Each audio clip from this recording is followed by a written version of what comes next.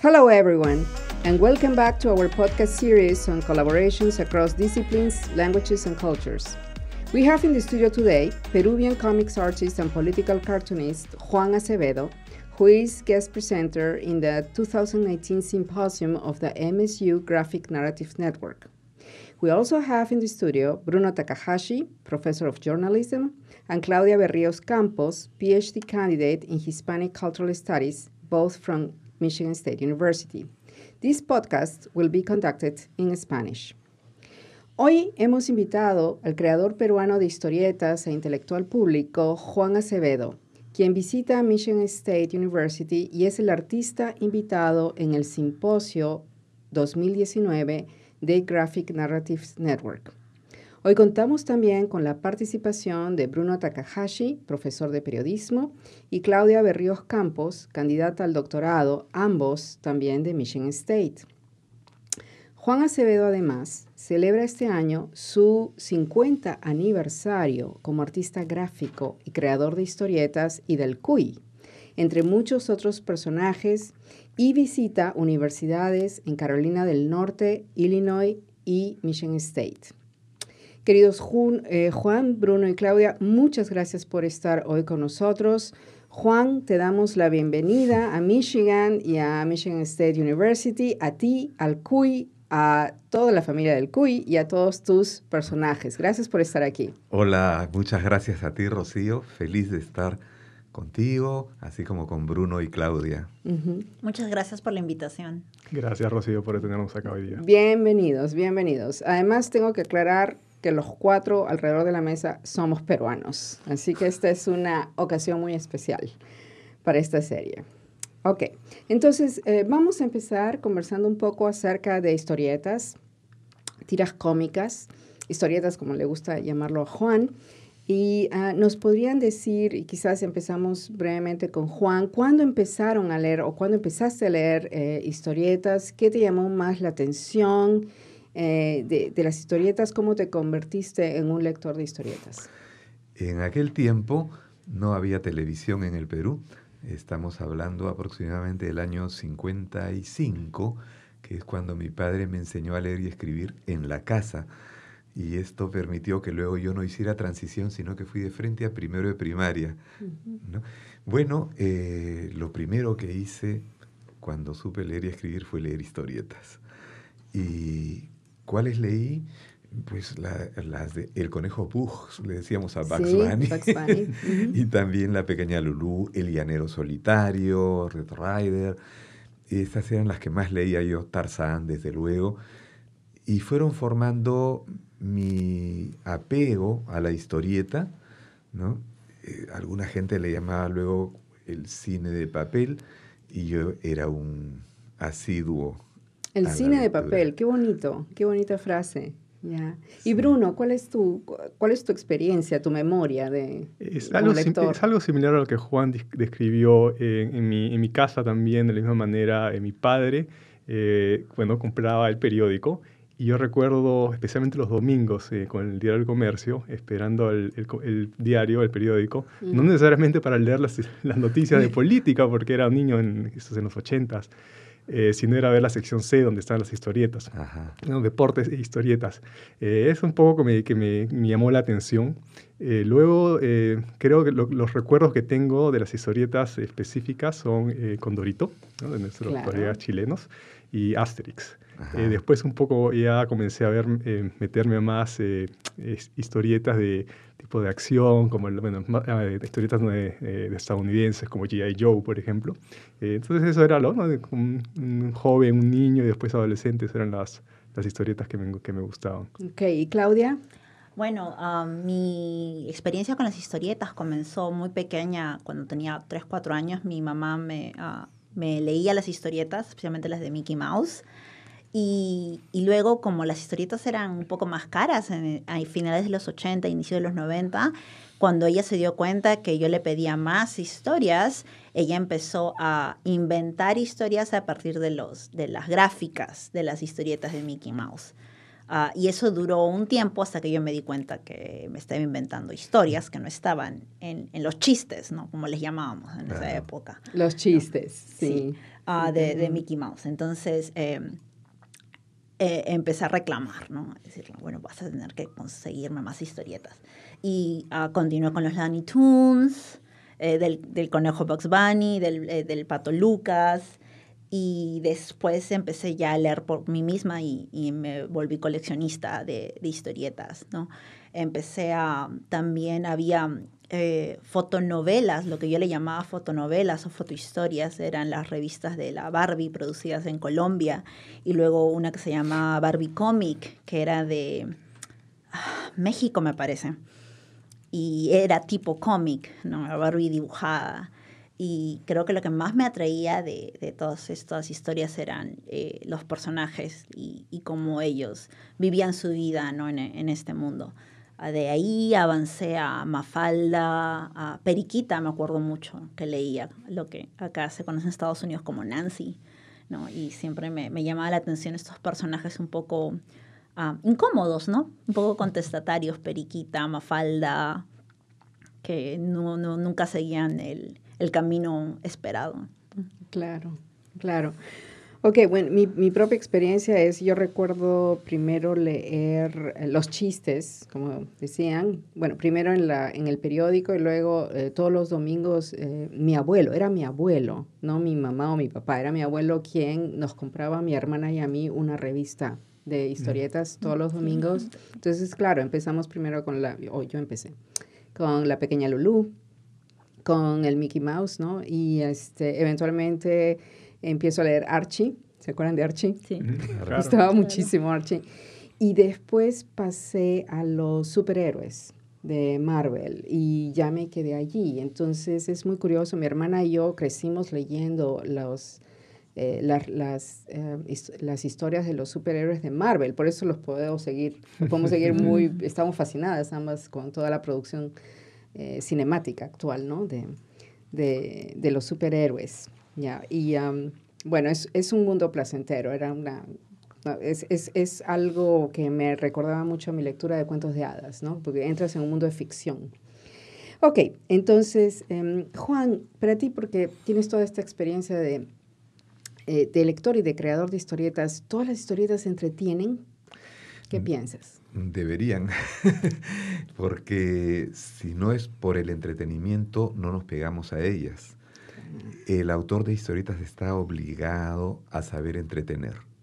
Es lo primero para poder captar la atención del lector y retenerlo. Yeah. Luego, claro, no tienen que hipotecarse al entretenimiento. Algunos pueden ser más complejos o menos, ya depende del carácter de cada autor, ¿no?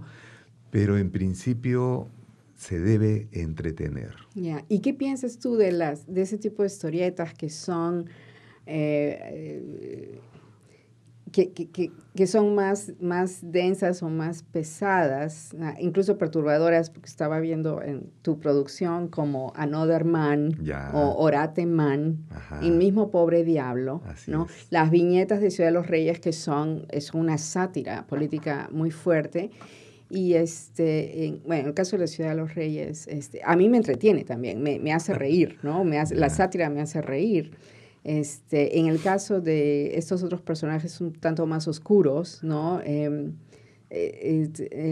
No sé, hay historias que me perturban, ¿ya? Entonces, ¿tú qué piensas con ese tipo de personaje de producción? Esos personajes como también sucede con el alemán Maus, ¿no? El ratón, ¿no? En claro, alemán. En lo que tu pregunta me hace volver a la anterior para aclarar en qué sentido decía yo entretenimiento. Yeah. En el sentido de interesar, ¿no? Porque claro, si hablamos de algunas historietas de mayor complejidad, no nos están entreteniendo en el sentido de divirtiendo, sino interesando, ¿no? Eso es lo que quería decir.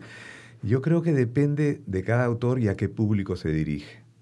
Yo creo que una cosa no invalida a la otra. Es decir, puede haber historietas de entretenimiento que persiguen en divertir, simplemente está muy bien, esa es su función. Y hay otras que se proponen no ese nivel, sino interesar un poco más profundamente, más complejamente al lector, y también vale, ¿no? Nos pasa a veces que el elegir una opción nos puede llevar a negar la otra. Esa es una actitud adolescente, ¿no? Entonces, ¿qué prefiero, rock o salsa? Yo soy de esta familia y no de la otra. A mí me interesa más ir sumando. Me interesan todas las historietas, la verdad. Me fascina ver cómo algunos son campeones entreteniendo, divirtiendo, y puede haber autores que son más herméticos, ¿no? Tienen menos lectores, pero pueden ser especialmente interesantes, ¿no? Y en relación a las que citas, cuando yo hacía Ciudad de los Reyes, no es historieta esto, sino humor gráfico, estampas, y lo que quería era conmover la conciencia del lector. Y entonces alguna vez alguien me dijo que cada estampa que yo hacía era una bomba gráfica. Y bueno, pues me interesaba en ese caso reventar en la conciencia, ¿no? Estremecer, ¿no? Porque nuestra realidad, la sociedad peruana, es que vamos arrastrando una sociedad que tiene muchos prejuicios, muchas discriminaciones, muy vertical, y que algunos le echan la culpa a los españoles. Yo no estoy tan seguro. Creo que con ello se reforzó probablemente un verticalismo que ya existía en una sociedad de tipo jerárquico. El caso es que camino a una sociedad democrática tenemos que trabajar mucho, ¿no? Para ir venciendo prejuicios, relacionándonos de una manera más justa y más libre, ¿no? Gracias. Bruno, desde tu punto de vista como especialista en periodismo y medios, ¿qué función cumplen las historietas en sociedad? Las historietas y el humor gráfico, claro, ¿no?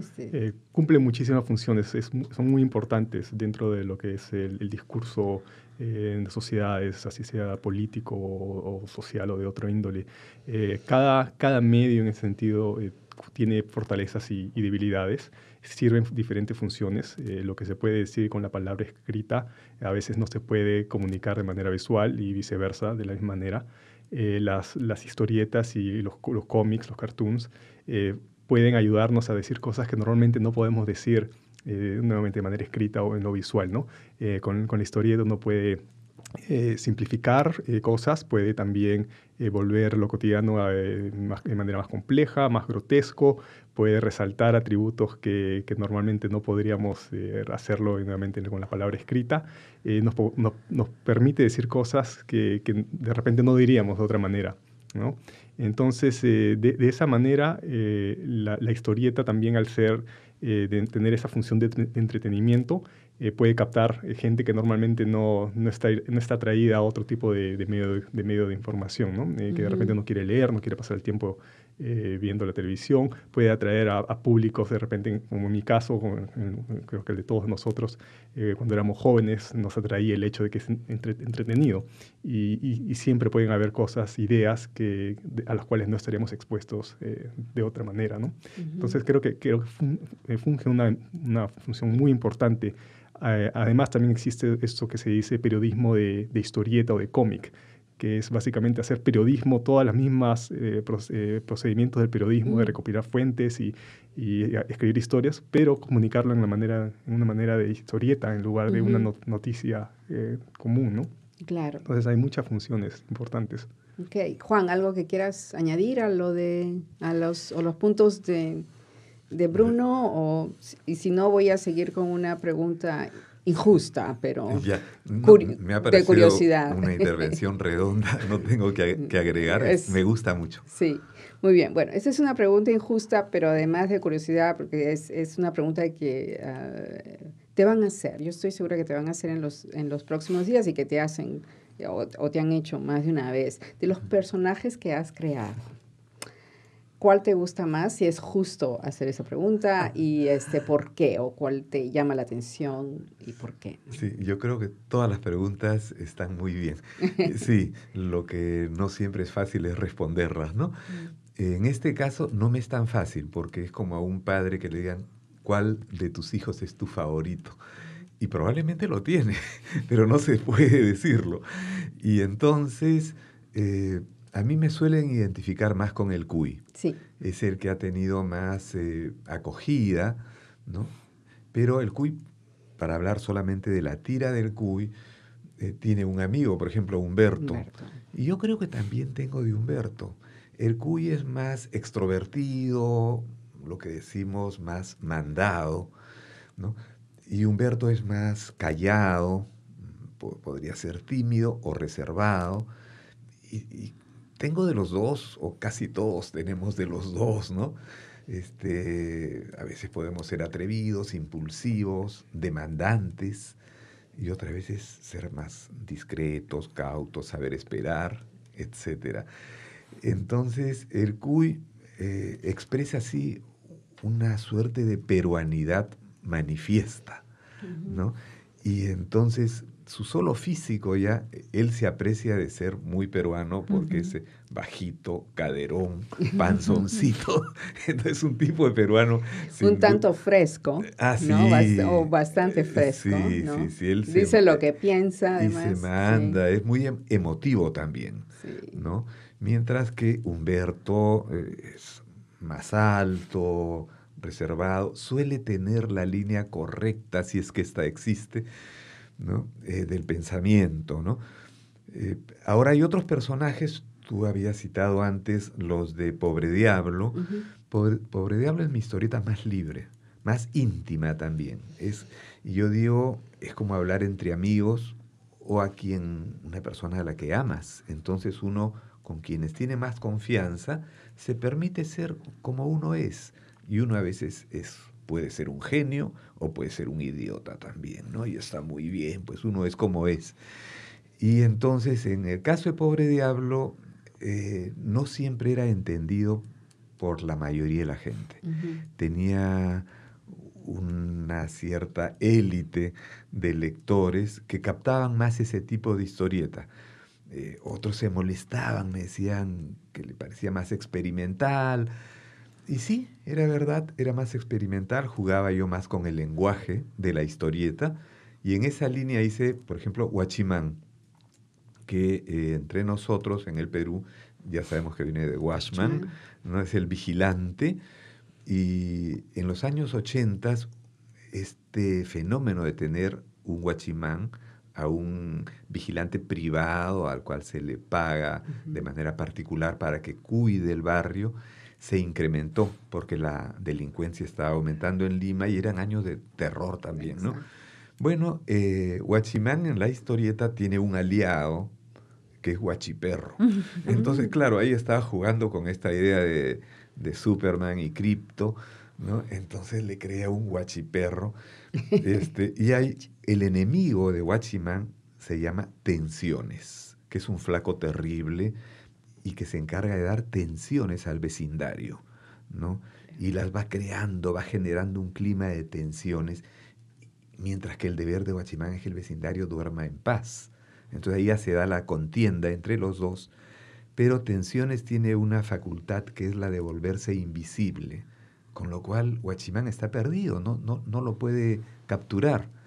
Pero su aliado, el perro, hay una creencia que los perros ven a las almas, los ojos de perro. Entonces él ve a Tensiones cuando se hace invisible, pero Tensiones advierte que el perro tiene un punto flaco, y es que es alcohólico. Y entonces le va a facilitar una botellita de ron para mediatizarlo. Entonces, bueno, estamos viendo que es una historieta que se presta mucho para los gags, ¿no? Y en medio de eso se va hablando de cosas serias, y hay todo un entrampamiento ahí de los personajes, pues que hace que la historieta pueda fluir, ¿no?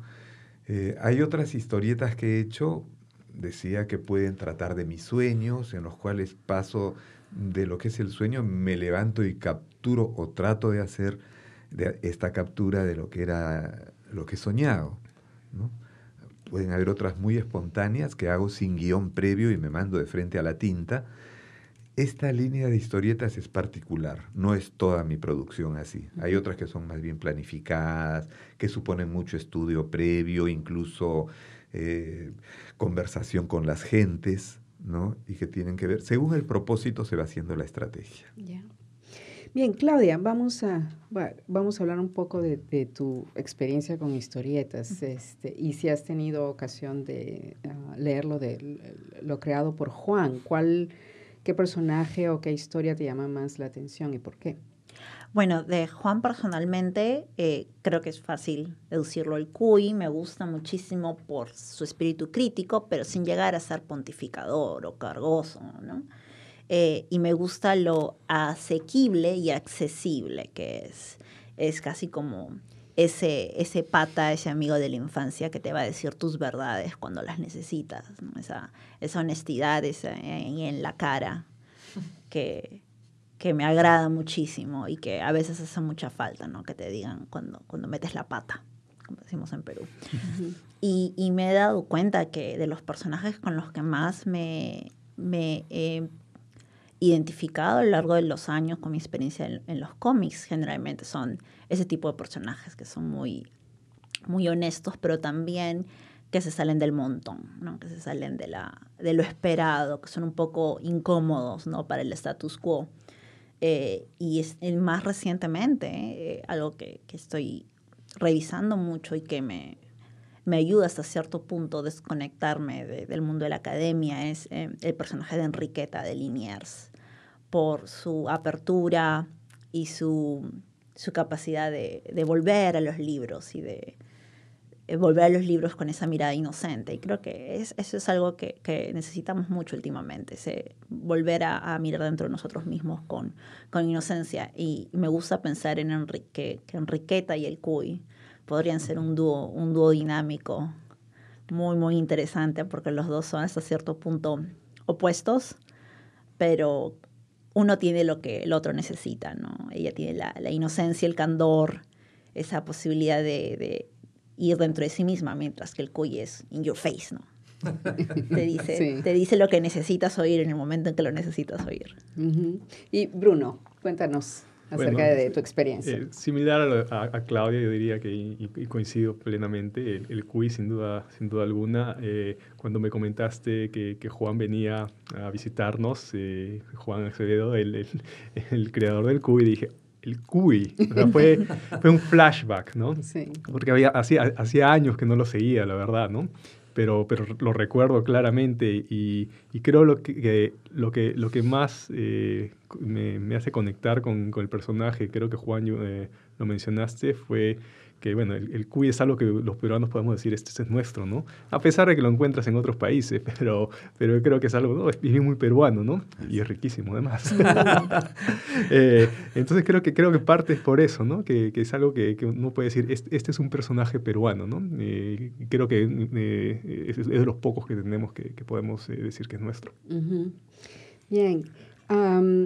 Ahora, Juan, a partir de tu experiencia también, ¿cuál de los personajes o las historias que has creado y publicado ha tenido más impacto en los lectores peruanos, pero también en general, fuera del Perú? El Cuy probablemente es el que más, ¿no? Y fuera del Perú gustó mucho una historieta de tipo serio que hice yo, que fue Paco Yunque, basada en el cuento de César Vallejo. También Tupac Amaru, que es mi historieta inconclusa, porque no la llegué a terminar, me la reclaman mucho y han ido pasando las generaciones. Antes me da vergüenza, me he vuelto un cara dura con eso, porque requiere mucha entrega en la forma de dibujo y en que yo me traslade nuevamente a lo que eran los escenarios de Tupac Amaru. En el caso de Paco Yunque, refleja un momento, expresa un momento particular de la sociedad peruana. Ha cambiado, está cambiando, pero siempre hay algo que queda, ¿no? Y hace que esta historieta continúe siendo comprendida. Cuenta la historia, pues, de un niño de procedencia campesina y que llega a una ciudad, debe ser pequeña esa ciudad, porque hay de hecho un dueño del pueblo, un dueño de todo, y padece lo que nunca se imaginó, desde el ruido inicial de la colectividad de otros niños que han salido al recreo y que él no conocía. Entonces estamos hablando de un niño que se presta mucho para el bullying, para el sufrimiento, y ese sufrimiento existe ya en nuestra sociedad también, que decía muy vertical, ¿no? También estos dibujos que no son historietas sino estampas de Ciudad de los Reyes se han publicado mucho en otras revistas, ¿no? Recuerdo que se difundían mucho en la revista Marca, en el Perú de los años 80, sobre todo yo entré a esa revista el 77 y continué publicando hasta los 80, y la publicaban al mismo tiempo en la revista Alternativa, que era la revista de García Márquez en Colombia, también en Contrapunto de Ecuador, y así en otras publicaciones, ¿no? Y a mí me encantaba ver eso, no solamente eso, sino también que a veces trabajadores que entraban a una huelga reproducían mis dibujos en sus volantes, ¿no? Y yo no había tenido ese tipo de feedback, ¿no?, con la gente, y me encantó. Fui descubriendo a través de varias etapas las respuestas que da la gente. Por ejemplo, cuando el Cuy se convierte en tira cómica en el diario de Marca, yo la hice pensando en los adultos. Trataba temas propios de los adultos, como, por decir, el divorcio o el aborto, ¿no? Temas más bien densos. Pero los niños iban con sus colecciones de tiras recortadas y pegadas en álbumes, ¿no? Iban para que yo autografiara estas colecciones. Y yo sentí un impacto tremendo de ver cómo le gustaba a los niños y no lo había hecho pensando en ellos. Entonces decidí hacer historietas para los niños, en las que ya no era tira cómica, sino que aventuras, en las que el Cuy y Humberto viajaban a otras épocas, ¿no? La primera viajaron ellos a inicio del siglo XIX, cuando todavía éramos colonia. Después viajaron 5.000 años antes de Cristo, o al futuro, al siglo XXV. Se publicaron en el suplemento No de la revista Sí, que quizás por asuntos generacionales es donde hayan conocido Bruno y Claudia al Cuy, ¿no? El Cuy nace probablemente antes que ellos, y entonces, pero se siguió publicando en forma de aventura. Ya. Sí, mi experiencia con el Cuy es en el diario de Marca. Yo lo leía en la tira cómica, en el diario de Marca. Y sí, yo siempre lo he pensado como una tira cómica para adultos, ¿no? Sí. Por lo menos ese Cuy. Una pregunta, he visto muy poco, pero me encanta este personaje que creo que no has producido mucho, el Pato Lógico. Me encanta el Pato Lógico. Sí. ¿Por qué no has tenido oportunidad de producir más acerca de historias o tiras cómicas del Pato Lógico? Sí, mire, el Pato Lógico es mi último capítulo en el libro Pobre Diablo. En Pobre Diablo están mis historietas más personales, decía, y libres, porque yo hago diversas historietas. Siempre uno las asume personalmente y por lo tanto libremente, pero algunas pueden obedecer a encargos. No son las de la línea Pobre Diablo, pero por decirte, tengo una historieta que es Piolita y los defensores del niño. Ya, esa historieta la hice porque me llamó una institución sueca, Rädda Barnen, ¿no?, que salvemos a los niños, sueca, y con la UNICEF me encargaron libros. Entonces, claro, son encargos. Y que mi amigo Palomo, historietista chileno, me dice, son las historietas nutricionales. O sea, para parar la olla, para los frijoles del autor, ¿no? Está bien, si uno lo asume libremente, son de uno, ¿no? Lo fatal sería asumir un encargo y olvidarse de uno mismo. El autor tiene que hacerlo con libertad interior y decidir qué encargos acepta. Sobre el Pato Lógico, cada cierto tiempo yo me he planteado modificar mi esquema de trabajo. El Cuy es un personaje Pues con las características que hemos conversado, impulsivo, espontáneo, nos decía Claudia también cómo dice las verdades, es muy francote, ¿no? Pero tiene siempre un propósito que es dirigirse a la conciencia, ¿no? En cambio, en el caso del patológico es más gratuito. Sí. Entonces ahí me propongo jugar primero con un personaje en el cual yo no voy a poner palabras, más sin palabras, y jugar más inocentemente, si se quiere. Pero hice por ahí una del patológico que no era inocente y justamente sorprende al lector, porque no me aguanto y cada cierto tiempo quiero sorprender al lector que se está acostumbrando a una línea determinada de lectura. Pero el patológico juega con el lenguaje de la historieta, hace metalenguaje, digamos, ¿no? Y entonces si existe una metáfora visualizada tan famosa como la del corazón para expresar amor, pues a partir de ese corazón se puede hacer pues que crezca mucho, que se quiebre, que se vaya volando, y con todo eso se juega. Tiene que ver con el lenguaje verbal y también el visual, ¿no? A que aludía también Bruno al comienzo de esta conversación, ¿no? Aquellas cosas que podemos decir visualmente, el impacto que tienen, la facilidad con que la entendemos. Y estamos en un mundo que cada vez es más visual. Antes decíamos el futuro va a ser visual, ese futuro ya llegó. Sí, ya estamos en él, ¿no? Bien, Juan, para terminar, ¿qué consejo le darías a una persona que quiere iniciar una carrera como historietista?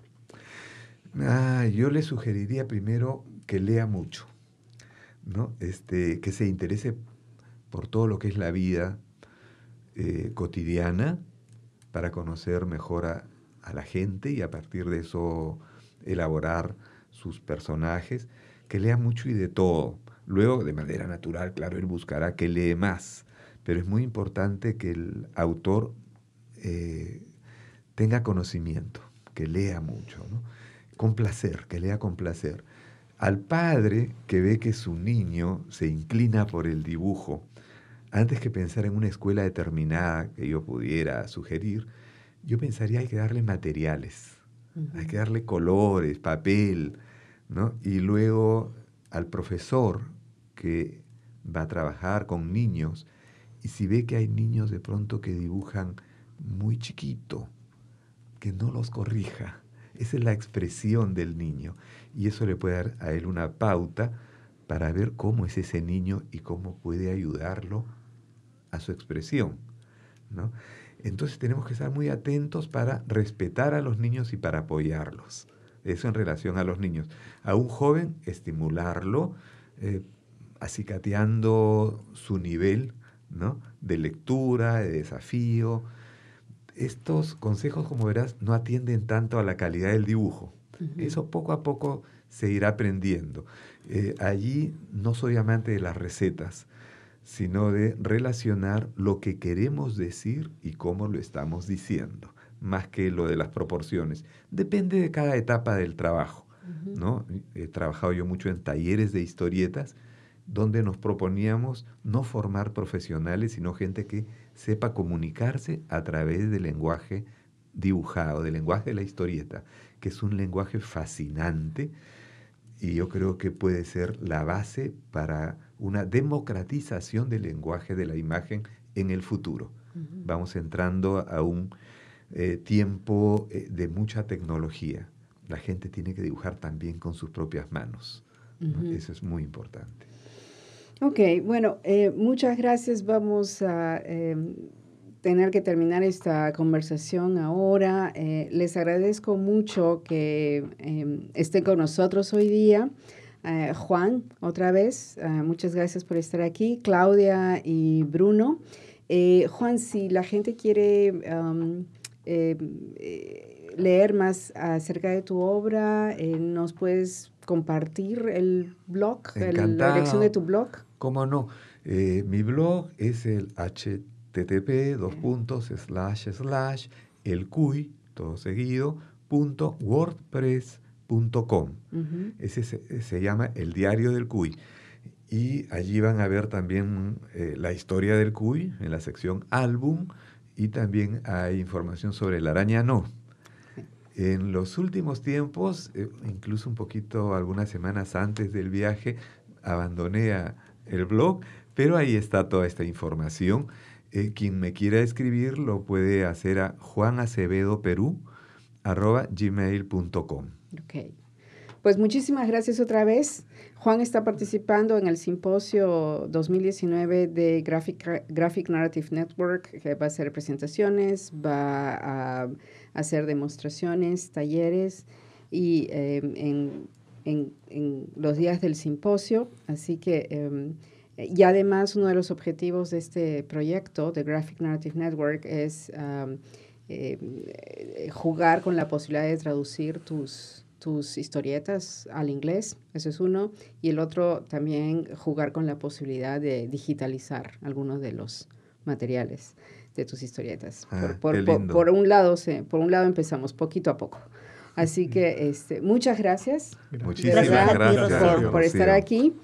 Y ahora cambio al inglés.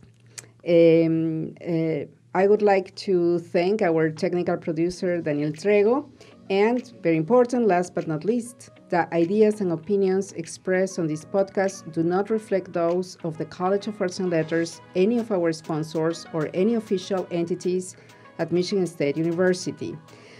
Thank you for being here today, and we look forward to the next podcast on passing. Have a great week.